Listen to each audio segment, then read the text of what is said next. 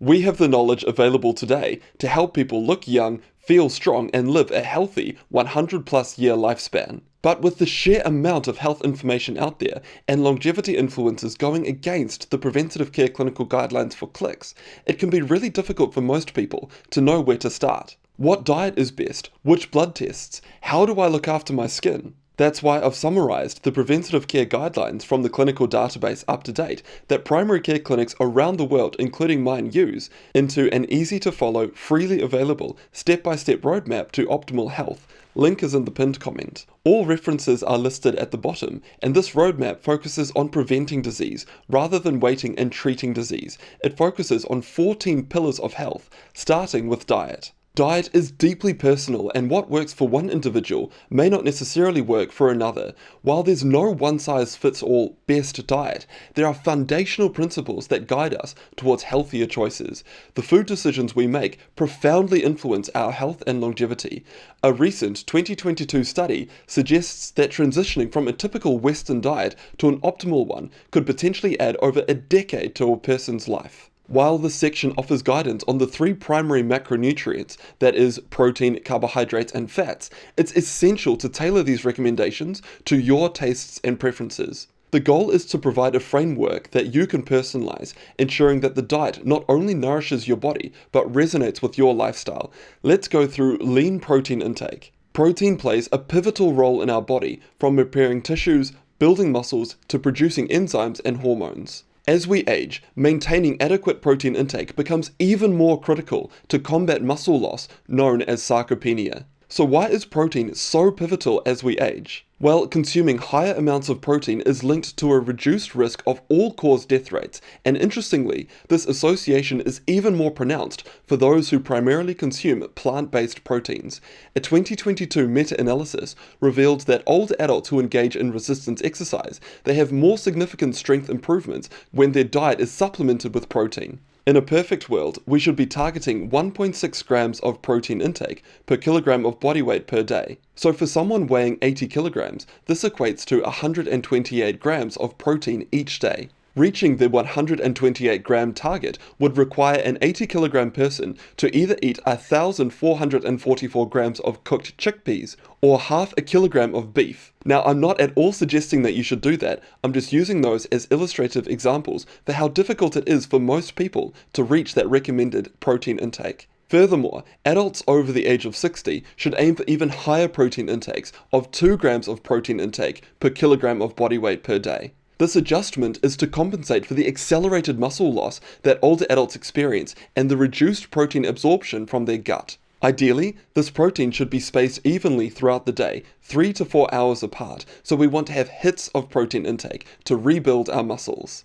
Great sources of lean protein include legumes such as beans, lentils, chickpeas, and peas, protein-rich vegetables such as spinach and broccoli, unsalted nuts and seeds, fish and seafood, eggs, and lean meats such as chicken or lean cuts of beef and pork. But as mentioned earlier, it can still be very difficult to reach the recommended daily intakes for protein, so you may consider adding a protein shake to your diet. Just make sure that the protein shake is a low sugar variety. The next macronutrient is carbohydrates. Aim to consume mostly whole, unprocessed carbohydrates like fruits, vegetables, and whole grains. These are complex carbohydrates that are digested slowly. They help you feel fuller for longer and keep your blood sugar levels stable. We want to try and limit intake of processed carbohydrates, such as white bread and pastries. These can lead to rapid spikes in blood sugar levels and are often low in nutrients. The final macronutrient is fat. Prioritize the consumption of unsaturated fats found in foods such as avocados, nuts, seeds, and extra virgin olive oil. We want to try and limit the intake of saturated fats. So saturated fats come from foods such as fatty cuts of beef and full-fat dairy products. Most importantly, avoid trans fats. These are found commonly in many processed foods. So the types of foods that we want to be eating are avocados, nuts, seeds, fatty fish, again extra virgin olive oil, peanut butter so long as it's a low salt version, chia seeds, and flax seeds. But even if you're eating the correct foods, there are some common pitfalls that can trip people up, starting with coffee and caffeine. While the energizing effects of caffeine are well known, not everyone maximizes the benefits of caffeine. They include enhanced exercise performance, an observed association with reduced risks of Parkinson's disease, Alzheimer's disease, strokes, and depression. There's potential cardiovascular benefits, including reduced blood pressure and a lower risk of cardiovascular disease. There's also associations with reduced risks of type 2 diabetes, non-alcoholic fatty liver disease, liver cancer, and overall death rates, but it's essential to consume the caffeine mindfully. It's got a really long half-life, so it stays in the body for a significant period of time. That's a problem because it can affect our sleep. So while some people say that they can sleep after an evening coffee, the caffeine can still compromise your sleep quality. So for optimal benefits without sleep disturbances, it's advisable to limit your caffeine consumption to within 4 to 5 hours of waking up, and have no more than 2 to 3 cups of coffee daily. The next common diet pitfall is salt and sugar. Too much salt intake is linked to high blood pressure, which is a risk factor for heart disease and strokes.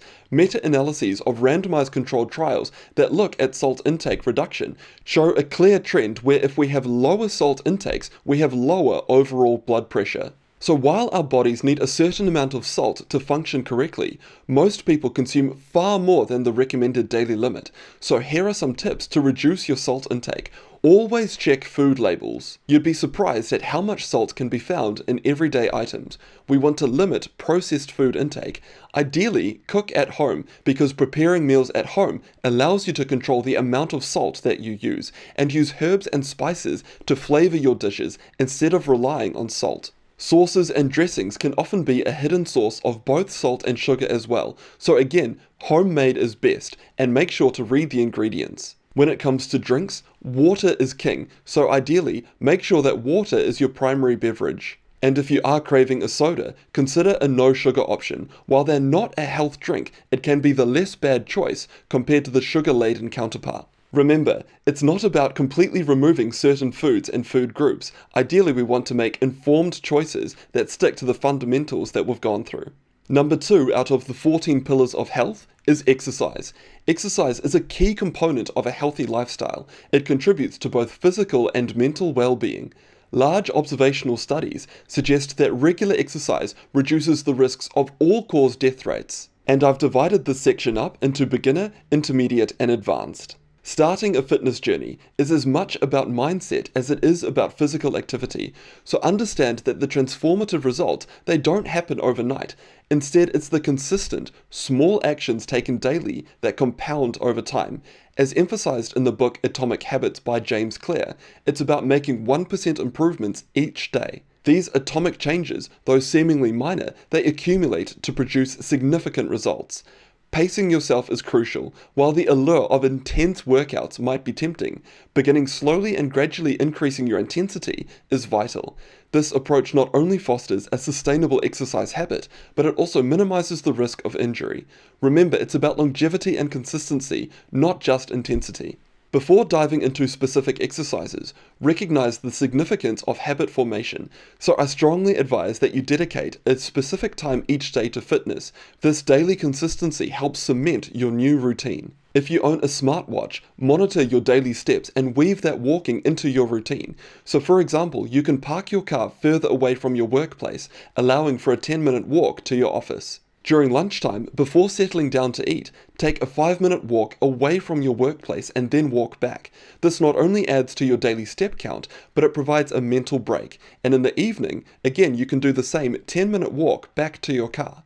By following this routine, you'll easily achieve the minimum recommended daily exercise without feeling overwhelmed.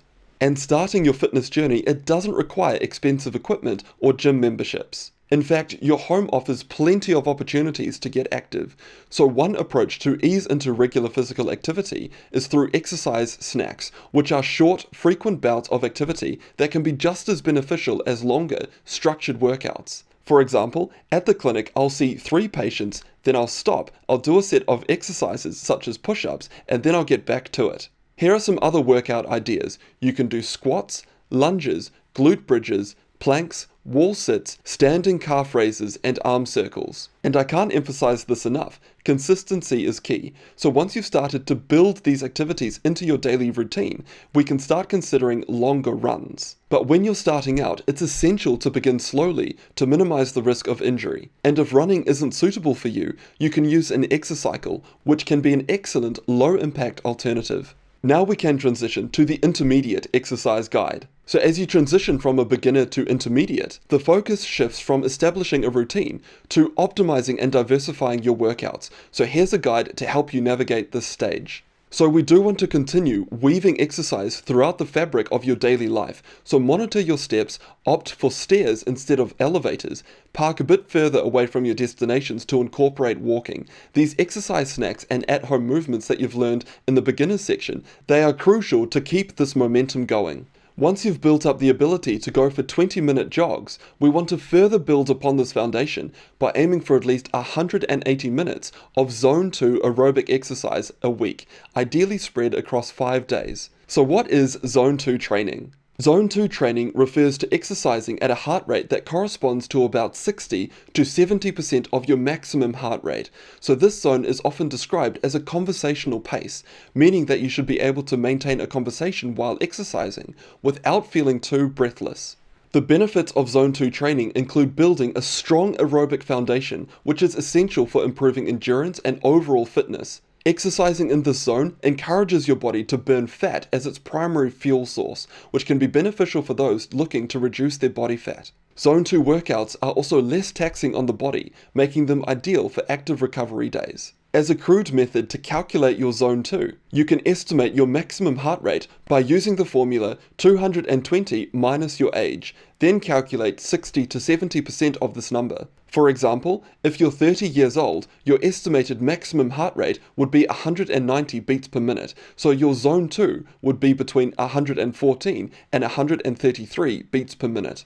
And you can absolutely incorporate this into your regular daily activities. For example, brisk walking, as emphasized earlier, parking a bit further away from your workplace. A brisk 10-minute walk both to and from your office easily adds up to 20 minutes of Zone 2 exercise a day. If you're wanting to catch up on a show, you can buy a cheap second-hand exercycle bike and use that while you're watching your favorite episodes. Other people may elect for cycle desks. So that's aerobic activity. Now we want to talk about strength training. The higher our muscle strength, the lower our all-cause death rates. So to prevent or delay muscle wasting, known as sarcopenia, the aim is to maximize our muscle strength in youth, maintain that muscle strength in middle age, and minimize that loss in older age. This is the part where we can transition from doing home exercises to workouts at the gym. And for the best results, consider having a personal trainer create a tailored program for you, and regular monthly or 3-monthly check-ins are essential to ensure that you're on track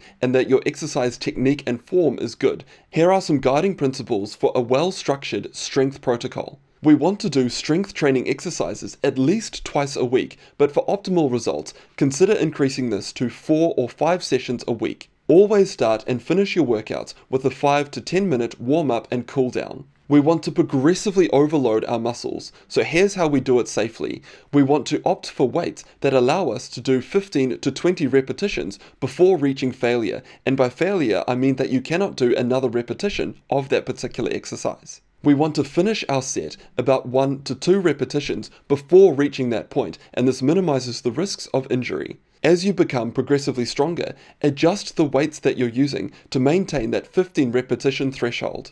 Aim for 2 to 3 sets per exercise for optimal strength gains, and ensure at least a 2-minute rest between the sets. Engage in these exercises through a full range of motion for maximum benefits. It's absolutely essential to balance your workouts by training both pushing and pulling muscle groups. And if you want to see the advanced exercise section, make sure to check out the roadmap in the pinned comment.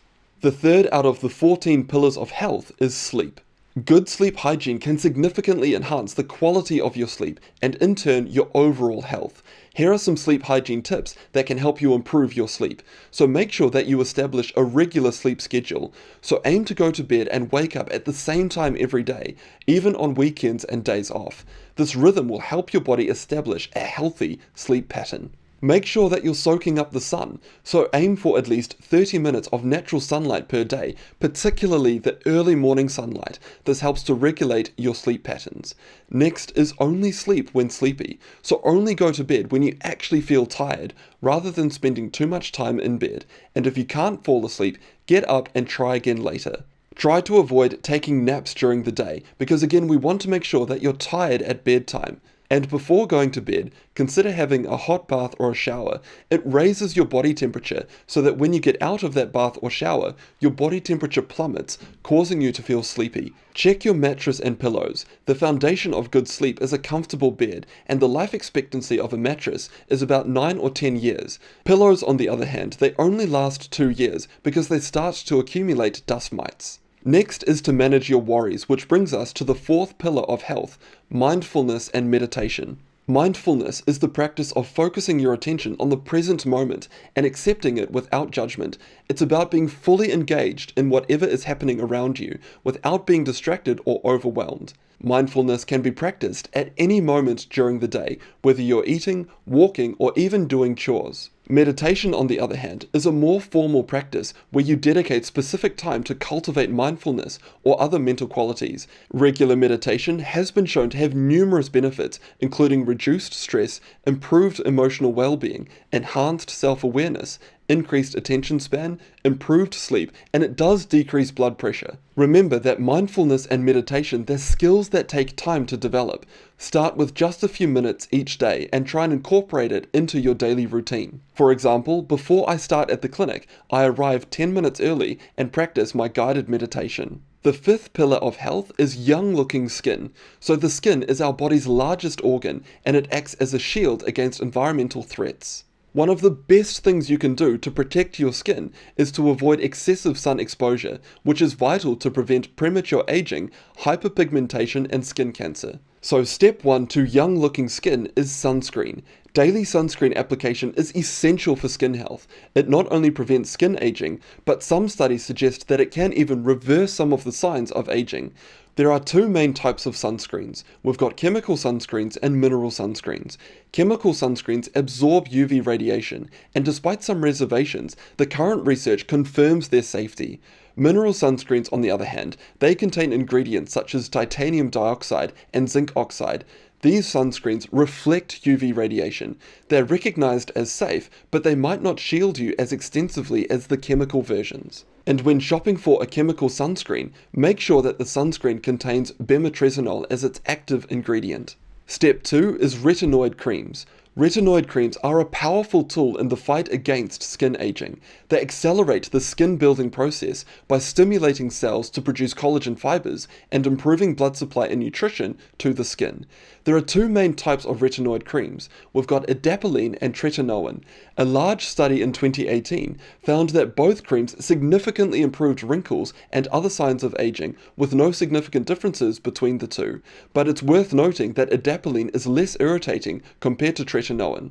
Retinoid creams should be used at night, and initially they can irritate the skin, so it's recommended to apply the cream every second or third night when you first start out, and then gradually increasing the frequency as your skin adjusts. And remember, always wear sunscreen when using retinoid creams, because they can make your skin more sensitive to the sun.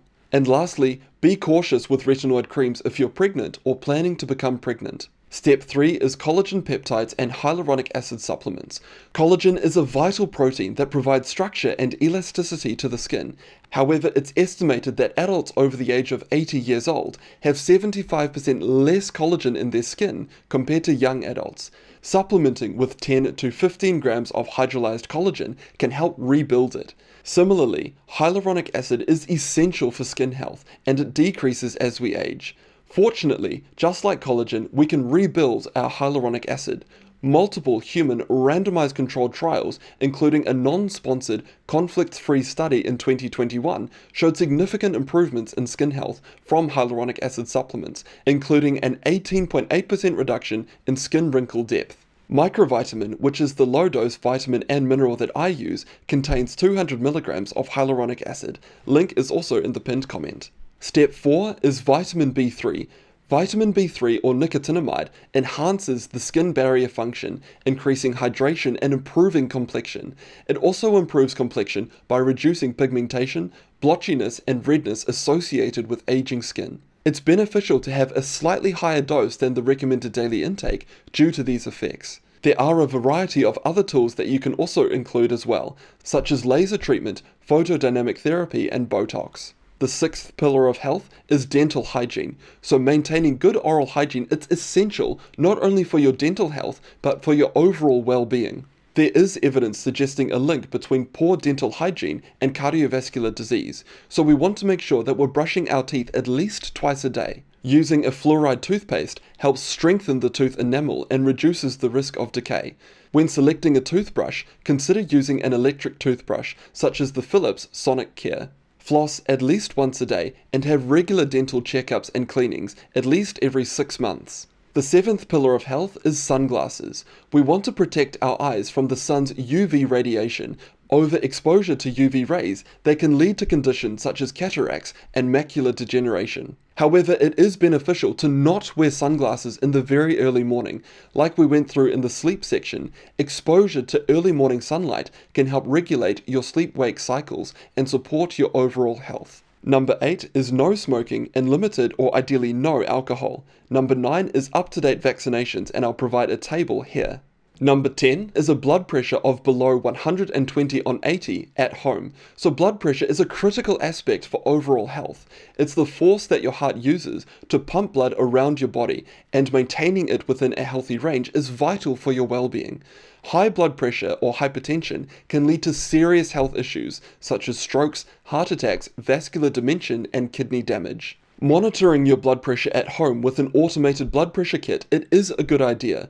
It allows you to keep track of your blood pressure levels and notice any trends or changes, but it's definitely not necessary to check it extensively, so you only need to check it every 2 to 4 weeks. That should be sufficient to get a trend. For younger adults under the age of 60, in a relaxed, seated position, your blood pressure should ideally be at or below 120/80. For older adults though, it might be acceptable to have a slightly higher reading of around 130/90. This higher threshold balances the benefits of maintaining a lower blood pressure with potential risks, such as dizziness and falls, that can come with overly low readings. Achieving a healthy blood pressure can often be accomplished through lifestyle modifications, including a healthy diet like we've gone through in the diet section, including a low-salt diet and no alcohol. We want to regularly exercise, have good sleep, manage our stress, and control our weight. So in addition to diet, exercise, and sleep, if you need further help with your weight management, there are newer therapies called GLP-1 medications that can significantly help. For some people, however, these lifestyle modifications, they might not be enough. In these cases, it's important to seek out a healthcare provider. They can help identify any underlying reasons for why you may have a high blood pressure, such as kidney disease, hormonal disorders, or certain medications. If necessary, they can prescribe medications, such as angiotensin II receptor blockers, to help maintain a healthy blood pressure. The 11th pillar of health is blood tests. Screening blood tests are a cornerstone of preventative medicine. They can identify potential health issues before they become severe and can guide both treatment and lifestyle modifications, but it's essential to approach these tests judiciously. Not every test is necessary for every individual, and the concept of pre-test probability should guide decisions. So a bit more about pre-test probability. Before ordering a test, it's crucial to consider the pre-test probability. This concept refers to the likelihood that a person has a disease or a condition in question before any tests are done. If the pre-test probability is low, even a positive result might mean that the person doesn't have the disease. This is known as a false positive. Conversely, if the pre-test probability is very high, a negative test might not rule out the disease. This is called a false negative. Ordering tests with a low pre-test probability can lead to unnecessary treatments, anxiety, and costs. Instead, here's the screening algorithm that the preventative care guidelines suggest. So for people aged between 18 and 35, they should have a full blood count which measures different components of the blood and can detect disorders such as anemia, infection, or other diseases. Lipoprotein a should be done once in a person's life. Elevated levels are associated with an increased risk of heart disease, so testing once in a person's lifetime is typically sufficient because levels of lipoprotein a, they're primarily driven by genetics, and the ideal level is less than 60 nanomoles per litre, or less than 30 milligrams per deciliter. We also want to have a cholesterol blood panel. This is essential for helping to assess a person's cardiovascular risk. Ideally, we want to have an LDL cholesterol level of less than 70 milligrams per deciliter, but lower for longer is best. If you wanted to pay for additional tests, ApoB is a good one. It provides a more comprehensive view of a person's heart disease risk, and the ideal level should be less than 60 milligrams per deciliter. HbA1c measures your average blood sugar level over the past 3 months, helping to diagnose and monitor diabetes. Creatinine assesses kidney function, and sodium and potassium are essential electrolytes, indicating various conditions. So if you're between 18 and 35, that set of tests should be done at least once in your life, and if you're over the age of 35, those tests should be redone at least every 5 years, unless issues have been detected. There are a couple of other considerations, such as ferritin, which measures your iron levels, so while it's not routinely screened for every adult, it's essential for those at higher risk of iron deficiency, so this includes premenopausal women, as well as individuals who have conditions causing blood loss or iron malabsorption. The next one is hypothyroidism. Subclinical hypothyroidism is common, but most asymptomatic non-pregnant adults, they are not routinely screened. Only people at slightly higher risk are screened because the result, it doesn't change our management. It's a similar story for liver function tests. They aren't routinely screened unless there's a specific reason, such as alcoholism, obesity, a family history of liver disease, autoimmune diseases, etc. In conclusion, while screening blood tests are invaluable, it's essential to tailor them to an individual's needs, considering each person's unique health history, risk factors, and concerns. Now, I want to spend a bit more time on cholesterol because this is often misunderstood, particularly online. Cholesterol is a fundamental component of our cell membranes. It plays a pivotal role in hormone and bile production, and serves various other essential functions in the body. In essence, without cholesterol, life as we know it wouldn't exist. But we've also known for decades that every cell in our body has the capacity to produce its own cholesterol. And organs such as the liver can produce extra cholesterol and send it to other cells in the body that might need a temporary boost. This cholesterol travels through our bloodstream, packaged neatly into spherical structures called lipoproteins. So the cholesterol that we measure in our blood, it only represents a tiny fraction of the body's total cholesterol content, and it's during this transport process that some cholesterol can accumulate in our blood vessel walls, potentially leading to blockages, and this process is known as atherosclerosis. Broadly speaking, lipoproteins that carry cholesterol in our blood, they're characterized by either having an ApoA or an ApoB protein. Notably, lipoproteins that contribute to blood vessel blockages, they're of the ApoB type. This includes lipoprotein a and all types of low-density lipoproteins, or LDL. The research has conclusively shown that actively lowering a person's LDL cholesterol and or ApoB levels can decrease their risk of heart attacks.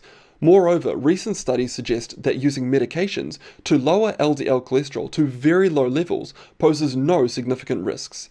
Importantly, these low cholesterol levels, they are not associated with cognitive impairment, Alzheimer's disease, or issues with testosterone levels.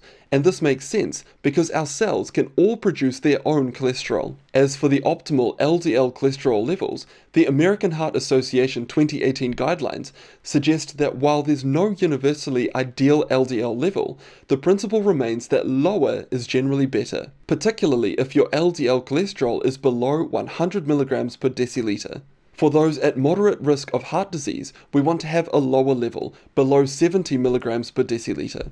And to achieve these targets, a combination of a healthy diet, regular exercise, and in some cases medication such as rosuvastatin, ezetimibe, or PCSK9 inhibitors might be necessary. Lastly, there's a prevalent myth that suggests that LDL cholesterol doesn't contribute to blood vessel blockages and that it's insulin resistance which is the real culprit. This belief popular in certain dietary communities, it lacks evidence. The PISA study found a significant correlation between LDL cholesterol levels and the presence of blood vessel blockages, even when other risk factors such as blood sugar levels, blood pressure, inflammation, and insulin resistance were at optimal levels. Specifically, for every 10 mg per deciliter increase in LDL cholesterol, there's an 18% increased chance of having blockages in your blood vessel walls.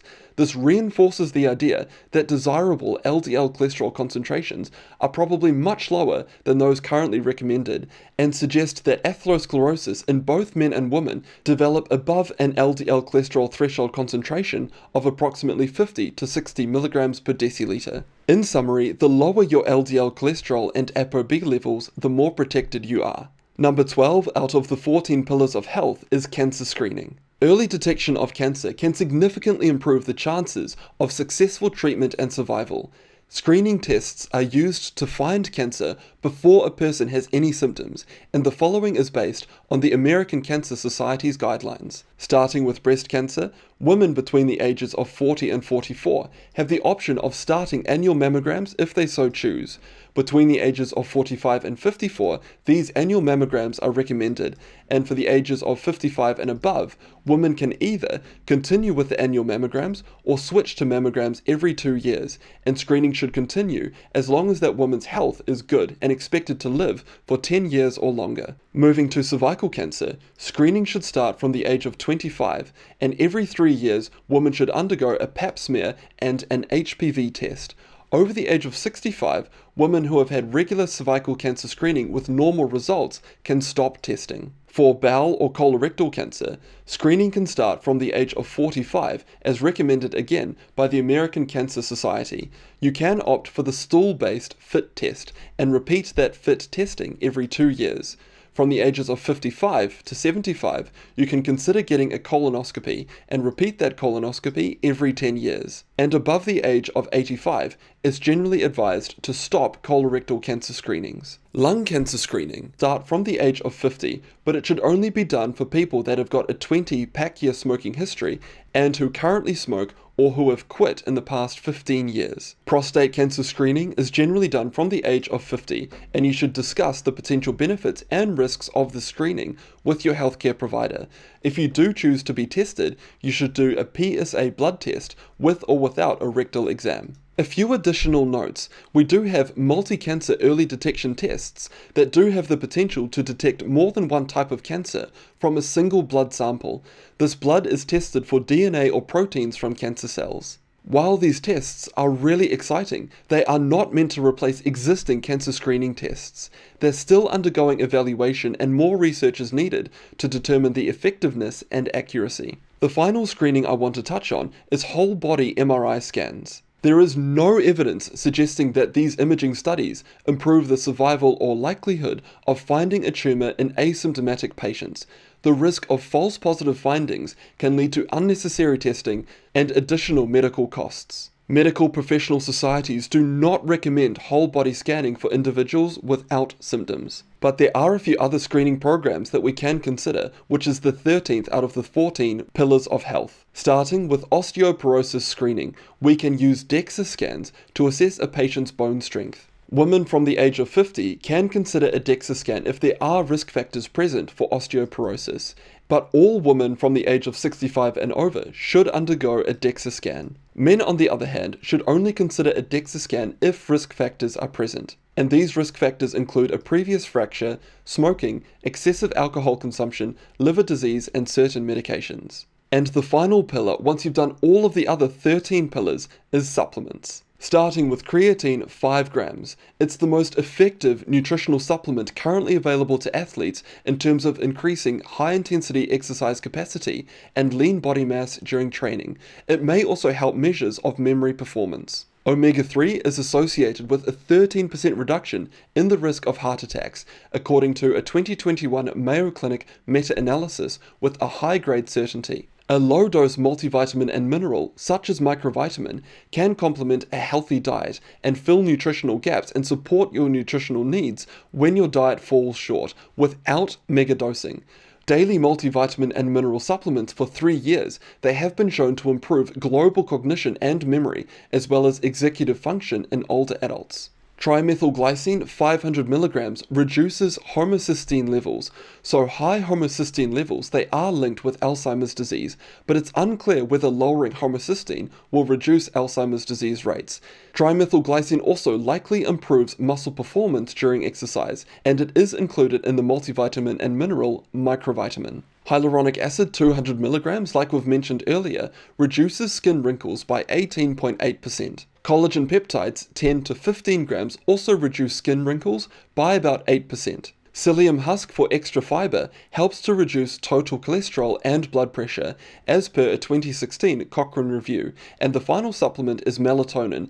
A low-dose melatonin of about 300 micrograms, taken about 1 to 2 hours before trying to fall asleep, can help people fall asleep a bit quicker. Again, all of the references can be found at the bottom of this roadmap, and I really hope it offers you clear instructions on how to be as healthy as possible for as long as possible, and I will continue to update this document as new research comes up.